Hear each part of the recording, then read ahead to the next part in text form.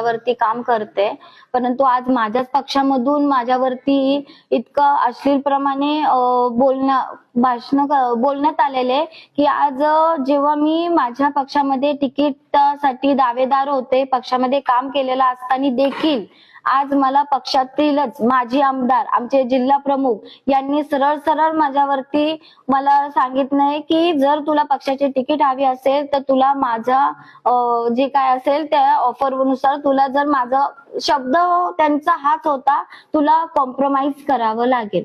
या शब्दावरती त्यांनी मला सरळ सरळ हे सांगितलेले की तू कॉम्प्रोमाइज करत असेल तर मी तुझ्या तिकीट विषयी बोलेल, नाहीतर मला तुझ्या तिकीट कडून मला दुसऱ्या माझ्या कार्यकर्त्याला तिकीट द्यावी लागेल. तर अशा पद्धतीने पक्षामधूनच तिकिटासाठी मला अश्लीलपणे त्यांच्यासोबत संबंध ठेवण्याचे त्यांनी डायरेक्टली हे म्हणजे मला डायरेक्टली इनडायरेक्टली ते बोलतायत की माझ्याशी संबंध तुला ठेवावा लागेल.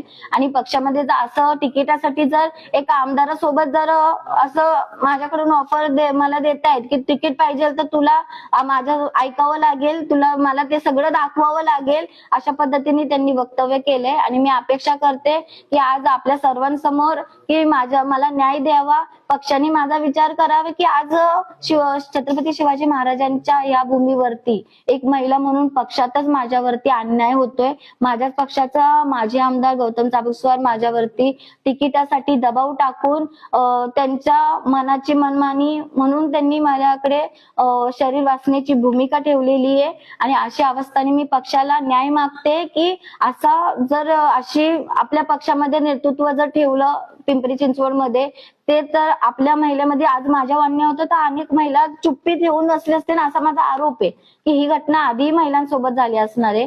कुणी पुढे येऊन न बोलल्यामुळे आज मी स्वतः पुढे येऊन माझ्यावरचा अन्याय व्यक्त करते.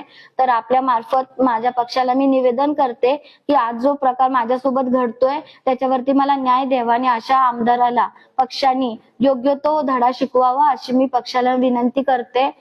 तिथेच मी थांबतो.